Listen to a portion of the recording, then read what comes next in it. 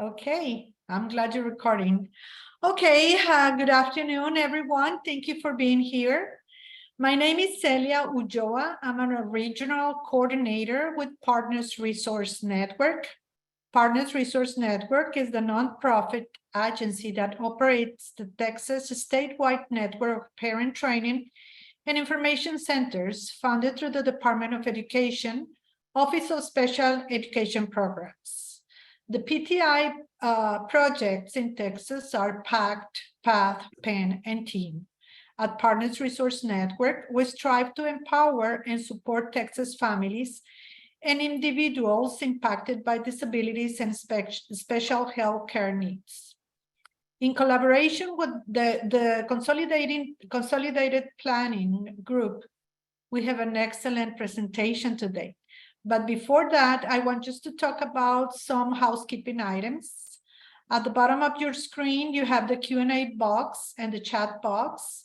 Please use that Q&A box to write your questions. If it is possible, we can answer during the presentation. If not, we can answer those questions at the end. Actually, can I just say, I prefer if you put questions and comments in the chat box. That way I can see them while I'm talking. Great. And have to leave my screen and stuff. I could answer them more efficiently if you put them in the chat box. That's perfect. Yes, because yes, thank you. Pop. Okay, so yes, well, use that chat box to make your questions, and also you can share your information if you like. There's some professionals that I know they're here, so you can also share your information if you like.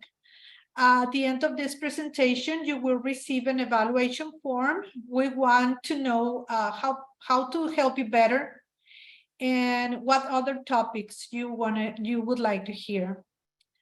You will also receive this handouts of this presentation later this afternoon or tomorrow, okay? For more information on our website, please visit, on our webinars, please visit our website, that is prntexas.org, and follow us on the PATH Project Facebook page. Well, and without further ado, I want to present Michelle Morris. Thank you, Michelle. We can start. Thank you so much for having me here today. Yes, since we're in presentation mode, in webinar mode here on Zoom, we cannot see you or hear you, the attendees today. But I know that you're out there because I can see the number of participants. And I want to thank you all for being here, for taking the time to listen to me blab today. We should be here about an hour. I would really appreciate if you would put any comments or questions that you have in the chat box. I'll get to as many of them as I can. If it seems like I'm ignoring your question, please don't worry. I see it, but it might mean that I'm about to get to it, or I'll just I'll pick up several questions at a time. Sometimes I'll just throw in the answer. So yeah, and we are recording this webinar. We will send it out, a link to our YouTube channel. We also have a podcast. If you prefer to listen instead of watching the webinar, you can link to our podcast. So we'll send that all out later today. And if you happen to have found our podcast and you're not here today on the webinar and you want a copy of these slides, there is so much great information that I'm going to share that will include clickable links on the slides. You can email us, contact@cpgcares.net, and we'll send you a copy of the slides. But everyone here who is here today will automatically get the slides and the video recording later today in their email. So please don't worry about that. And I'll say it a few more times because as people come on, they're always curious about that. So I am Michelle Morris with Consolidated Planning Group. We are a special needs planning firm. We're located in Houston, Texas, but we serve families all across Texas and all across the United States. If you have a loved one with special needs, I think that's spam. I think that's spam and I'm going to delete it. Anyway, if you have a loved one with any disability, any special needs, we are able to help you with things like protection plans for your family, lifetime care planning, transition planning. You know, a lot happens when your child turns 18 and they move from being a child in the eyes of the law to an adult. And even though they're still going to be our babies, the law now sees them as an adult and things change. So we can help you with that. We help families set up ABLE accounts, and we are here to advocate for families and educate families because there's so much that needs to happen. It's just overwhelming, and we get that. You know, there are over 263,000 financial advisors across the United States, according to the Bureau of Labor Statistics. And of those 263,000, only about 200 of them focus on special needs planning like we do. That's fewer than 0.1% of all the financial advisors in the United States who focus on special needs planning. So we are here to help, we're here to advocate. And if you have questions, we're here for that. So why should you listen to us? Let me tell you. Consolidated Planning Group is a holistic special needs planning firm. We look at your whole picture. We see how your life insurance and your investments and your, your tax bills and how everything works together, your income and your expenses, and how your income might affect the benefits that your child will get through the state with their Medicare and Medicaid, and how do you sign up for those benefits? We help families with all of those things. We have over 30 years of experience with securities and insurance. We're members of the $1 Million Roundtable. If you're interested in what that is, the bottom of this screen shows a little blurb about how we qualify for $1 Million Roundtable. Really, it's an industry thing that you might not have heard of, but it means that a lot of people trust us to help them with their financial situations. We're also, and more pertinent to today's discussion, members of the Special Needs Planning Academy. Everybody who works at Consolidated Planning Group is either the parent of a special needs child, or has worked with children in the past, or is a parent of regular children and has worked with people with special needs. We all have it in our hearts to be here to help. We're also certified nationally as Social Security advisors.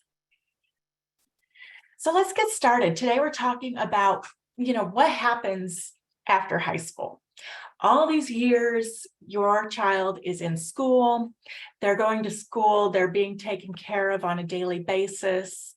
But once high school is over, even if they stay after they turn 18 years old, many schools have a program that lasts maybe to age 21 or 22. What happens after that? Well, we want you to think about those options before the time comes and you're kind of lost with what am I going to do with myself this year or with my child. We want you to keep an open mind and consider all the possibilities. Going straight from high school to a 4-year college is not the path for every child. And some children, like my older son, he went straight from high school to college and then did not finish his college degree, but he's completely happy with the classes that he took and using those in his career now. My other child graduated from high school, took a year off, and is now going to a training program to learn how to do aviation mechanic, be an aviation mechanic. So, not every kid is going to graduate high school and go straight to a 4-year college and a 4-year degree and maybe even beyond that. Don't compare your child to others. They're not behind. They're just where they are. Some people talk about a plant. If your plant is not put in the right soil or taken care of correctly, it won't grow. You don't yell at the plant, you just fix the other things. I like to think of it as popcorn. Popcorn is one of my favorite snacks. I like to cook it on the stovetop because that's the way my grandpa did it. And you put the popcorn in the pan and the oil and the kernels and all that. It's in the pan on the same burner, on the same heat, but those kernels never, ever pop all at the same time. And that's how I feel children are. They're not all going to get it right at the same time. Some are a little bit early. Many of the kernels pop around the same time. And then there are those stragglers that pop a little later. And sometimes you have some kernels left in your bowl that did not pop at all. And that's okay. That's not a problem. That's what we expect. And you don't have to be hard on yourself or hard on your child because it's just that they are where they are. So think about things like transition programs for your child, trade schools, community colleges. Maybe they can take a couple of classes and see how they like it before you commit to a larger schedule. There are degree programs, of course, through universities. That's what we're used to, but there are also great certificate programs or licensing programs. Maybe take a reduced college course load. Think about, would it be better for your student to live on campus like many do, or stay at home and live at home for a few years? There are organizations that you can partner with that will provide guidance and mentoring to your student on the college campus that we're going to talk about today. Programs like vocational rehab through the Texas Workforce Commission. They have a VR program, vocational rehab, that we'll talk about. It has a lot of great help for your students. Think about their career path and their ideal workplace settings. So maybe your child is one who really thrives in a quiet, controlled environment where they're kind of working on their own and doing their own thing. You wouldn't expect a person like that to go into a field where it's going to be loud and chaotic and a lot going on all at the same time. So think about that. If your child says, oh, I would really like to, let's flip it the other way. I would really like to work at a bank. Well, it's going to be quiet and they might be in a cubicle situation and they need to focus. But if your child is one that doesn't fit into that work environment, you're going to have to help them figure out ways that they could maybe still work in something that they enjoy, similar to a bank, but has different characteristics. So you're going to have to help them think through those things and be open-minded about it. The Department of Labor has some great registered apprenticeships. The link is down there. And you can also check Project Search for information about options. Those links will be clickable when you receive the slides later on today. So there was a study done by Goldberg, and his study showed that there are 6 main traits that any student needs to be able to succeed. And this is especially important for students who have a little bit more difficulty, because these are things that you might need to help train them to do, help them understand that they need to do these things and keep tabs on their progress in these areas. Of course, self-awareness. Your children need to know about themselves. What are their diagnoses? What are their strengths and weaknesses? Maybe they're a little bit slow in one area and they don't quite grasp that, but they are so great at this other area. And they need to understand the different facets of who they are. One thing that Allison always mentions here, she's the owner of our company. When she would drive her child to the doctor's office, she would kind of talk to her child on the way there and say, okay, tell me about your diagnoses. Tell me about what's bothering you. Tell me about what medications you take, especially as she got older.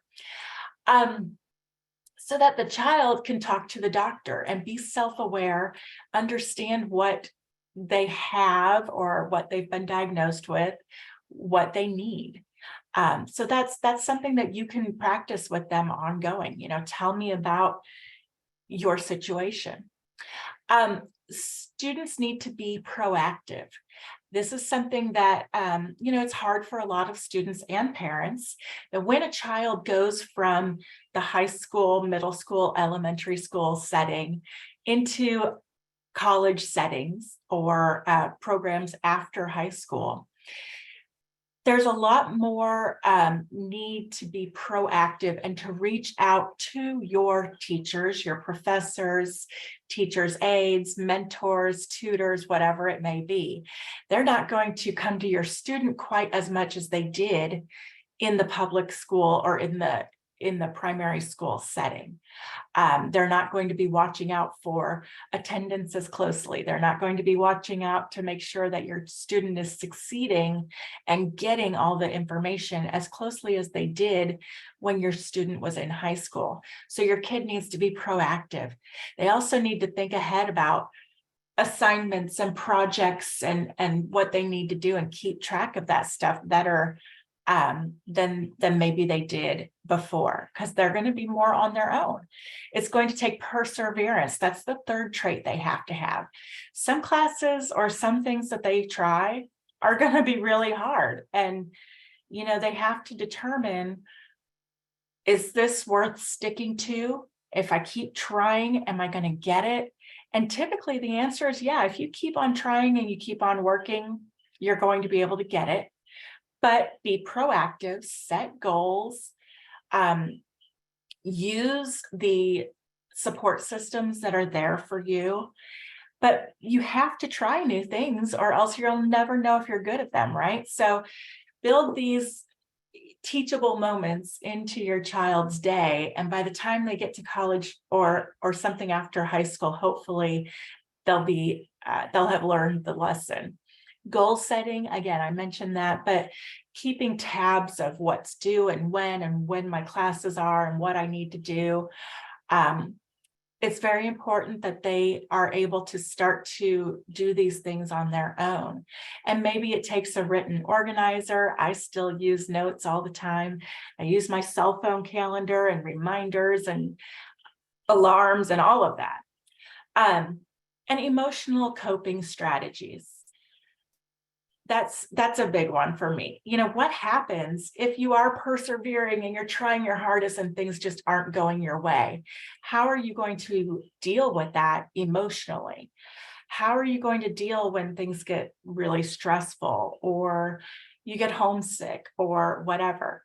I actually, and this might be kind of funny to some of you, but I have a coloring book right over there, and I have a package of, I think, 120 colored pencils. And when I get really stressed out and I cannot talk to another person for the rest of the day, I pull out my coloring book, and it really eases the tension, calms the stress levels, and gets me back into a place where I can, focus again and maybe put on that brave face, put on that smile, and move on with my day.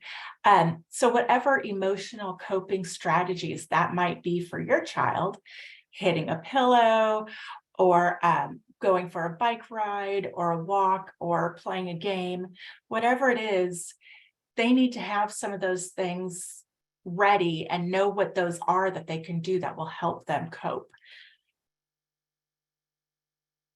So there are accommodations at the college level and beyond, job level, just like when you're in high school, you can have accommodations, but you need to let the colleges know what those are. It's important that you do your homework when you're looking at different schools on the Office of Disability for each school. They're not all created equal. Some of them have really great, robust programs at the Office of Disability, and they know how to help, and they're fully staffed, and everything is great. And at other colleges, not so much. So you want to know what you're setting your student up for before they go to that school. When they take SAT or ACT exams to go to a college, please know that you can ask for accommodations on those by calling the company like the College Board or Praxis. I think Praxis does exams for teaching if you want to be a teacher and stuff like that. The SAT board, even AP exams, college courses, all of those, you can have accommodations, but you just need to call ahead, figure out what they will allow, tell them why you need it and what you need. Do you need extra time? Do you need someone to help your child read the test? Do you need what do you need? So check their requirements early, ask for the accommodations. They might request that you give them some updated testing to show that your child needs these accommodations. And we recommend anyway that you have this sort of testing like IQ testing or hearing or vision or whatever else might be affecting their learning. Have those tests done every like 3 to 5 years to keep them updated enough. Your 504 and your IEP and other accommodations that you already have in high school are not going to just automatically transfer to the college level. You have to reach out and work with them on those things. Having a power of attorney or a FERPA, actually both, have a power of attorney and a FERPA on board when your child goes away to college. And this really applies to children who have some special need or disability, and also children who do not. You know, if your son goes away to college like mine did, he went away to Chicago, and you know, he's an adult now. He's 22 years old. If something happens to him, there's nobody calling mommy to help, to let me know, right? So I have a power of attorney for him. I have a FERPA that's on file with the school so that they can talk to me about his grades and attendance or whatever, financial aid. It seems like they're always happy to take our money when we send them a check to pay for college classes. But sometimes when it comes to asking, you know, has my child been attending his college classes, then they don't want to talk to you anymore. But if you have that FERPA on file, then they can talk to you about those things. The power of attorney helps with situations where there might be an accident or a mental health issue or something like that, where a doctor might need to talk to you. Now, when your child goes to work, reasonable accommodations are still required to be made, as long as it doesn't make a undue hardship situation on the employer. You know, maybe, okay, an employer might need to put in a ramp or handrails or whatever. That makes sense. That's reasonable. An employer isn't going to necessarily move their entire location because they're in a 5-story walk-up building in a big city. You know, they can't necessarily do that, but they can do some things to make accommodations. You can check on this and what is considered an undue hardship, what is considered a reasonable accommodation by going to the Department of Labor website. There's also the Job Accommodation Network website down there at the bottom for you to check those out. Okay, I don't see any questions yet or comments in the chat box. I did go ahead and post my contact information again right now. And I will say again, as I'm kind of pausing, that you will receive this recording later on today and you will receive the slides. And that's great because look at all these links. And this is just page 1 of some of the great educational programs that are available mostly here in Texas. Now we don't work for these companies. You know, we don't work for Alvin Community College and they don't work for us. They don't pay us to advertise or anything like that. But these are some of the programs that we know about and some of our clients have said are good programs for their children. These are usually through colleges, through universities, And not only in Texas, here's one that's at Highline College in Kent, Washington, the Achieve program.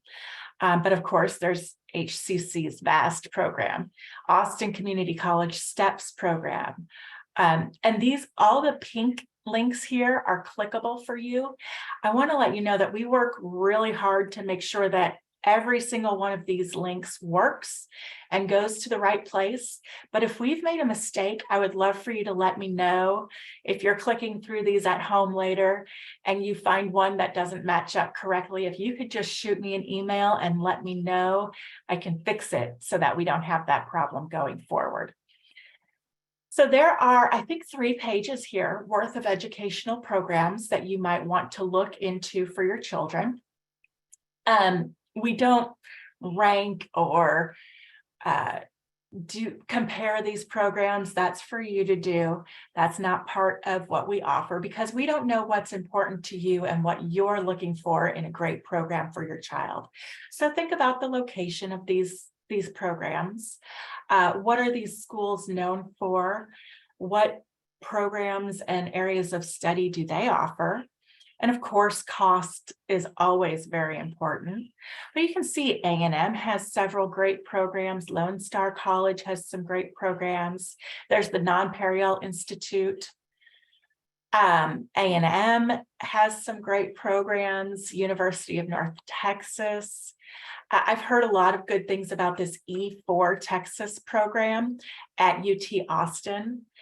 And, wherever you're located, there are great programs, even if you're out of state. If you want us to do some research for you, we can certainly help with that. But here's even one in Oklahoma, Sooner Works program. Now, Think College. This is a really cool website that will help you kind of search by, like, if you looked at that list and you're thinking, where am I going to start? I don't know where these schools are. I don't know what they offer, what their programs are like. This website will help you with that. It'll help you categorize types of schools, the length of the program that they offer, what the living arrangements are. They have a searchable online database, and you can go to thinkcollege.net to help you pick a great post-secondary educational program. There's over 309 colleges and universities represented on this website, and you can search through them on your own to help you find a great fit for you and your child. Another option, and again, just great options we've heard of. Jody Clow. Jody is an independent educational consultant. Her company is called Custom College Consulting. And Jody specializes in working with students who have different challenges to learning and help them find a great school to go to. So we've given you a list of schools with great programs. We've given you a website where you can go and sort schools and find some good choices. And we've given you a consultant who can help you narrow down those choices even further to find a great fit for your student. You can contact Jody. All of her information is down here. Now, the College Living Experience. This is a cool program, and you'll find more information about which colleges take part in this program on thinkcollege.net. But the College Living Experience is a program that provides individualized guidance and instruction when it comes to academic and career development, independent living skills, and social development. Again, they have a website, experiencecle.com. They do a great job of helping students find their place in terms of, how to develop socially, how to make friends, how to get those things that, they need to do throughout the day, make sure their schedules are good, and make sure they're keeping to what they need to be doing independently. All right, here's another good program, the Campus Connections program from Bloom Consulting. Campus Connections will work with your child, whatever school they go to, and they will help provide mentoring, in-person or virtual support for your child as they go to college. So they use a wraparound planning process that's called the Berkman Method Assessment. They build a support team for your child. They pair your student with a coach who is going to mentor them and guide them and help them navigate the ins and outs of going to college. It really helps to empower students and make sure that they are able to problem solve a little bit better. They are able to self-advocate, and they're making good choices for themselves. So the cost for this program at Bloom Consulting, it's $1,000 a month private pay. So it is quite expensive, but it's a really great program. And if you work with the VR program through Texas Workforce Commission, and they put it into your plan that your child might need a mentor at college, then they might be able to help you pay for this through a sponsorship. Okay. So again, the contact information is at the bottom of this page for Bloom Consulting. And I really appreciate it that you're putting the links in the chat box, but you'll also receive all of these slides and be able to click the links and click the information later on today. Here we go with Texas Workforce Solutions. So they have what they call higher ability navigators. And Texas Workforce Solutions, they offer training, education, and scholarships. So they are able to help pay for training for your child to be able to get a career that is not just, it's a meaningful career. That's what they focus on, is meaningful employment at Texas Workforce Solutions. They help students think about what they want to study, what kind of careers they want to go to. If that career path, that area of study has, growth and movement, or if it's a career that people just aren't really hiring for anymore. How are you going to pay for your career, for your training, for your education? And where can you go for assistance? They help with all of these things. They do a lot of training, and they also do a lot of, helping students figure out what is keeping them from getting and holding a great job, and then train them to avoid those bumps in the road. So there are 2 higher ability navigators that we have listed here. But if you want to find out who your local one is, there's a link that you can go and search for your local higher ability navigator. Most high schools have somebody, a liaison, who works with the high school and the Workforce Solutions program. So you might check with your high school as well. It's a little bit more about something that they offer called pre-ETS, pre-employment transition services. So again, they're going to help you explore different careers, maybe do some work-based learning like internships, paid or unpaid, job shadowing, things like that. They will help determine educational opportunities for that career that your child might be interested in, help match up their abilities and their interests to a good career, teach them how to be a team player, how to be a problem solver and an effective communicator, and how to self-advocate. So you can use this link at the very bottom of the page. It says VR near me, or you can email them. You can sign up yourself. You don't have to wait to talk to a VR counselor. You can just sign yourself or your child up and get it going. Sometimes they're a little bit behind, but it's a great program and it's well worth it. Oh, we've got someone in the chat box that their 21-year-old son completed summer Earn and Learn job program. He was a stalker at a grocery store. They paid him well, and he gained experience and new friends. That's fantastic. And they provided training before just sending him off to the summer job. So what a great plug. Thank you so much. Okay, so we've talked about how to find a good school and a good career and a path towards getting that career. Now, how are we going to pay for this? So the first thing that we want you all to do is fill out the FAFSA, the free application for federal student aid. You might think that you're not going to qualify for any student aid. You think, oh, we already make too much money. Don't worry about it, just apply.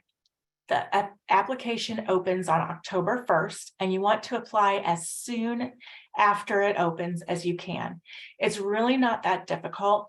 They've tweaked the program to where you can even log in from the FAFSA application to the IRS website, and it will automatically transfer your data from your taxes to the FAFSA, so that you don't even have to worry too much about all that stuff. You still have to maybe dig out your taxes from last year to make sure everything is correct. But even if you think you make too much money, schools use the FAFSA to give out scholarships. The government uses the FAFSA to determine what grants and scholarships and loans you and your child could get. And then, they're able to send you an award letter. And that's what everyone's looking for, is that award letter. You might have scholarships available. They can be based on the community you live in. They could be based on the school you want to go to, or extracurricular activities, or your specific disability or disease, maybe sports, music, or band. There's a lot of different scholarships out there. There's even scholarships available for siblings of people with disabilities. So you want to think about that too. Figure out ahead of time what the deadlines are for these scholarships and applications, and send us your essay by this date, and maybe keep a spreadsheet because it can get kind of confusing, all these different deadlines and what is due and what you've sent. And so keep a folder, keep a spreadsheet, whatever helps you keep everything straight. Don't forget about a 529 college savings plan. You can use that to save money for college. Now, if you've been saving money for college, but you're not sure that your child will go to college, there's another account that people aren't as familiar with. It's the 529A ABLE account. 529C is for the college savings plan. 529A is for an ABLE account. And if your child has a disability that began before they turned age 22, I think. We're going to get to that page. I can't remember if it's 22 or 26. But anyway, if they have a disability that began before age 22 or 26, they can have an ABLE account. And you can save money in there the same way that you would use the college savings plan. But the difference is that because they have a disability, they can use that money for a lot more than just college. They can actually use that money for pretty much anything. And we're going to get to that. We're going to talk about the ABLE account. And again, vocational rehab might be able to provide funding for some classes and some training if it's in their plan to help them get to their career goals.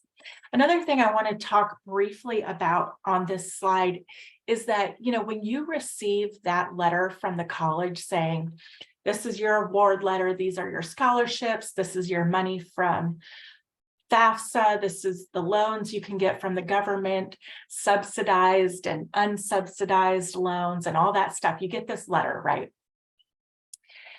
That letter is negotiable.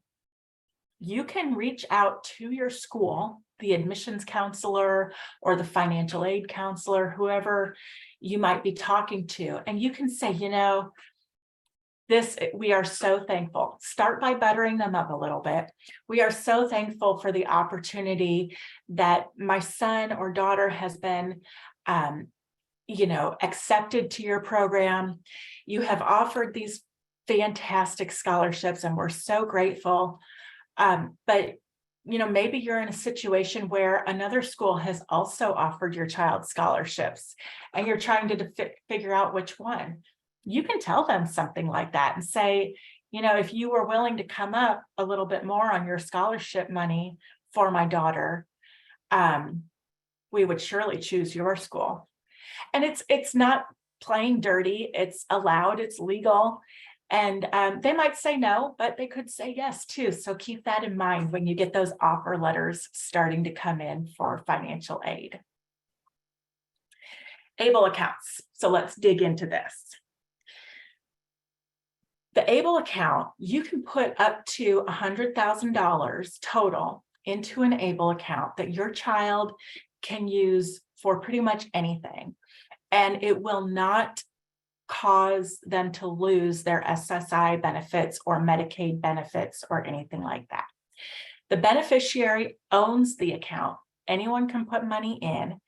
The income that is earned in that account, because you put your money in and it gets invested, very cautiously invested, conservatively invested, but it does earn income, and that earned income is not taxed.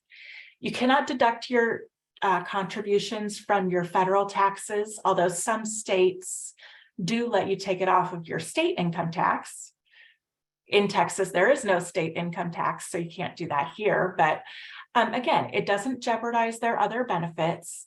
There are some contribution limits and distribution limits, but there are over 49 ABLE account plans throughout the United States. You can pick any one of them that you want. It does not have to be the ABLE account plan for the state that you live in. And they vary. You want to look around and find out, how good are they with my money? How easy is it to enroll or to get my money when I need it? Do they give me a debit card, or do I have to call someone? What are their fees? There's different questions that you want to consider before you choose your ABLE account, and we can certainly help you with that. There are limits to how much you can put in. Oh, there's the answer, age 26. Sorry about that. If your child has a disability that began before age 26, they can have the ABLE account. Now, your contributions, I mentioned that you don't ever want to go above $100,000.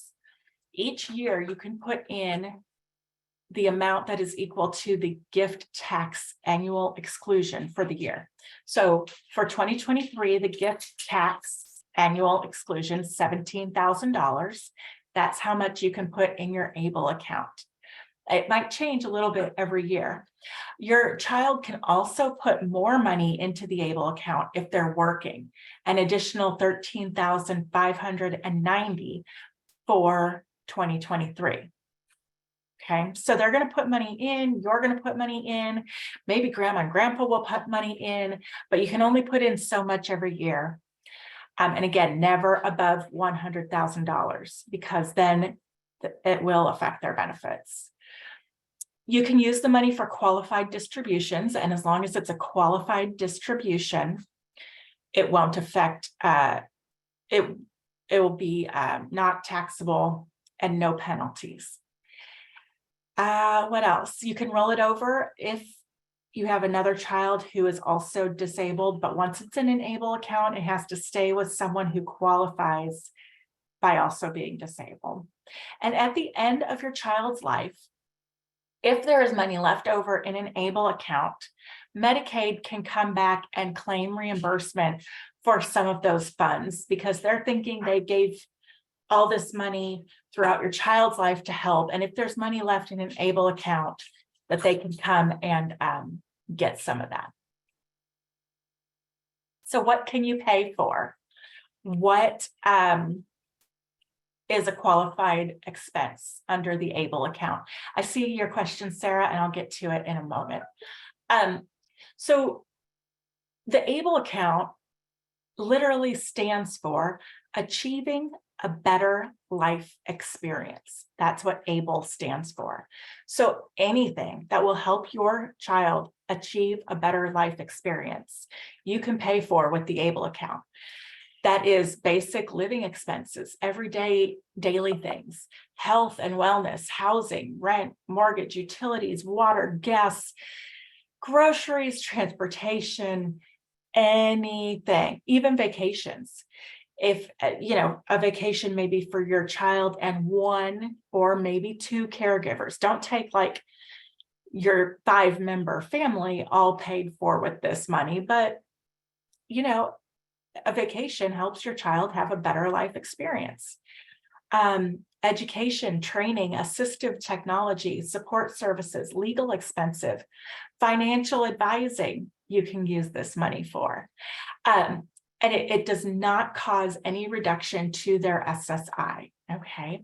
Now, Sarah's question real quick is, does CPG help parents enroll their children in all of these programs? For the ABLE account, we can help you sign up for an ABLE account. Some of the other programs, you have to contact those companies, and that's why we provided their contact info. So you can look at those companies and make sure that they're going to work well for you. Okay, scholarships. Take a deep breath and a glass of water. Drink of water. Again, we spent a lot of time trying to make sure that all of these links work.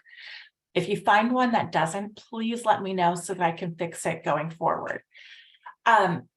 First of all, the very first link here, if your child is adopted and was adopted through the DFPS system or was in foster care in the past, typically they offer scholarships for college. So check on that.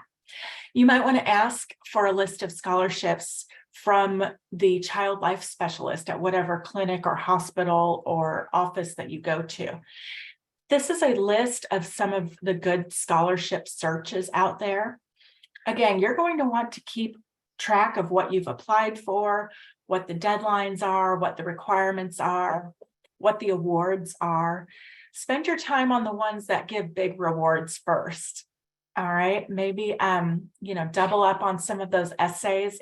If the scholarship requires an essay, send that same essay with a few tweaks to any one of them that you can, right? Because you've got the work done, you might as well use it. One scholarship that we like to highlight here for Texas is the Terry Scholarship. This scholarship can provide a full ride at any of the schools listed in that little bubble. It's A&M, UT Texas at Austin, University of Houston, Texas State, all of those schools listed there. The Terry Scholarship focuses more on things like having leadership potential and character. And it does look at your scholastic record and your abilities and your financial needs, but this is, for students who aren't prodigies in sports or musical prodigies or, straight A students, you can still get this scholarship and still get a full ride to any of these colleges. They do an in-person interview process. That's pretty cool. And they help even after your child is in school with alumni networking and service opportunities. What the Terry Scholarships really like to see is students who are involved in the community. They're doing regular, substantial hours for volunteerism, things like that. They're looking for kids who have the drive to help a lot of times. So check this one out. Again, Jody's information is down here. The link is there for you to click later on. And then here we go. You guys, this took me so long to put together for you, so I hope all these links work. I've got 5 pages here worth of scholarships for you to check out. And I tried to make them so that you can see, what they're for. This second one here is for hemophilia. If your child doesn't have hemophilia, maybe don't apply for that one. There's an allergy, asthma, and forget it. Learning disabilities, cognitive disabilities, bleeding disorder, all kinds of stuff. A wheelchair scholarship, MRS World Scholarship. You know what a MRS is? A male nurse. I don't know why they need a whole different term for it, but hey, there's one for schizophrenia. Epic Wheels disability-based scholarships. There's even scholarships available through things like duct tape, where you can make an outfit for prom out of duct tape. And if it's, you enter into a contest and you can win a lot of money for school. So think about scholarships. There's a Blind Veterans Association. Let's see, what else am I seeing here? National Federation of the Blind, American Council for the Blind, Health Products Scholarship. There's scholarship for students who are interested in law school, the Vitality Medical Scholarship. Anyway, you can go through all of these and apply for them. Use them as a springboard for ideas for searching for scholarships. And don't forget, the places where your child is involved and volunteers, clubs and things that they might be in, maybe foreign language club, maybe some sort of music club or whatever they might be into. Check to see if there are scholarships available.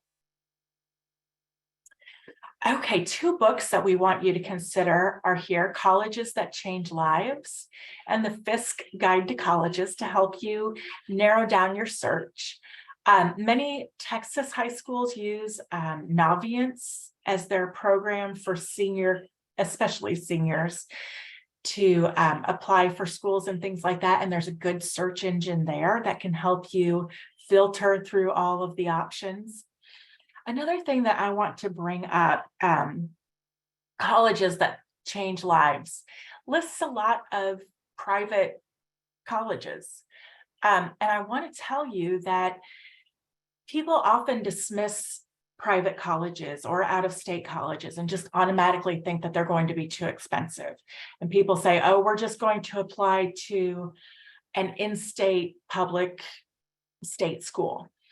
Well, everybody is applying to that in-state public school. So there are a lot more applicants for the same number or sometimes fewer scholarships, as opposed to a private school, fewer students, fewer applicants.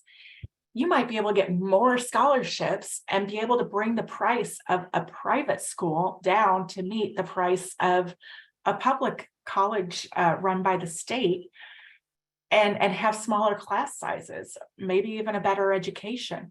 So think about that. Don't just rule things out because you guess that they're going to be too expensive, because these scholarships can really outweigh the initial costs.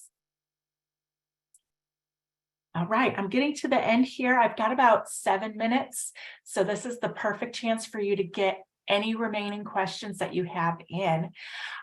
This is a list of some of the other things that we help parents with, and webinars that we do. We do these webinars sometimes up to 5 times a week to help spread information.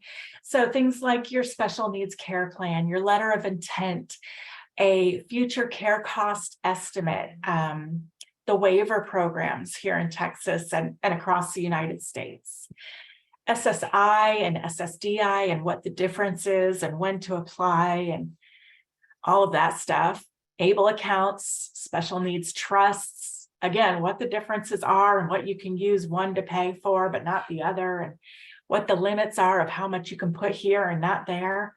We help families with all of that kind of stuff. Beneficiary designations, residential communities, guardianship, power of attorneys. Now, we are not attorneys. We cannot do the power of attorney, guardianship, your will, or set up a special needs trust for you. We can refer you to attorneys that we know do a good job. But again, they don't work for us. We don't work for them. We just let you know who's out there that we've heard about. And of course, like today's webinar, high school, or beyond high school opportunities that are out there. So really, we do a lot of this work and we love helping. So you can click right here for our upcoming webinars, and it will take you to our calendar of all the webinars that we have coming up that you can register for. There are some great volunteer opportunities out there.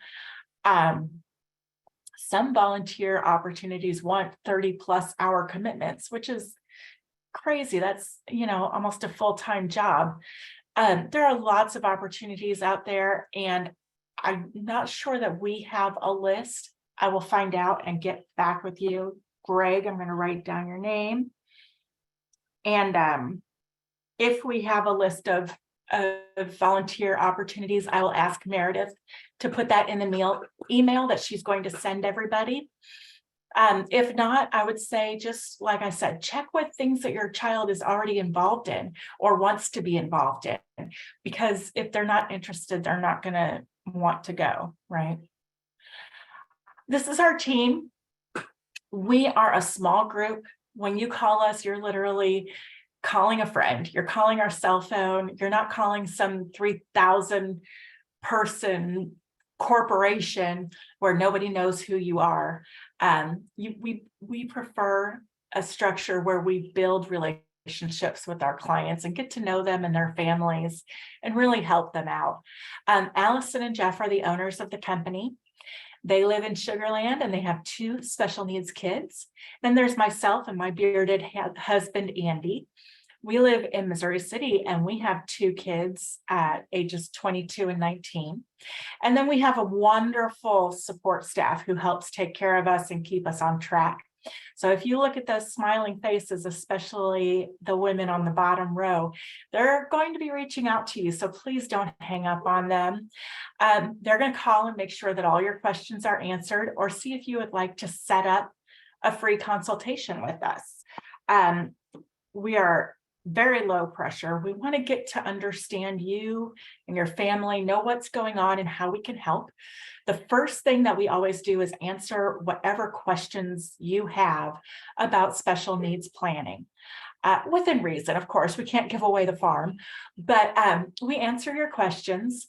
And then we talk to you a little bit about who we are and how we work, and if it would be a good idea for us to move forward and work together. No pressure. The main goal is to get your questions answered. So you can use that QR code to schedule or call us at 281-690-1177 or email contact@cpgcares.net. All of our links are here on this page. YouTube is where we store all of these webinars. So if you missed one that you might be interested in, you can go back there and watch it any time of day. There's our Instagram page, our Facebook page, and this one is for our podcast if you would like to listen to us instead of watching us. That's all I have for today. I don't see any other questions having come up, but we are always here for you. Again, I want to thank you, Celia, for having us, and for everybody who joined in today. Please reach out to us with any questions, and you will be hearing from us just to make sure you have a follow-up to this meeting. All right. Thank you, Michelle. Thank you, everybody. Thank you so much. As Michelle said, you will receive an email with the handouts, and I will also send you an email, so just you have our information too. Thank you again for being here, and have an excellent day and weekend. Okay. Wonderful. Thanks a lot. Bye-bye. Bye.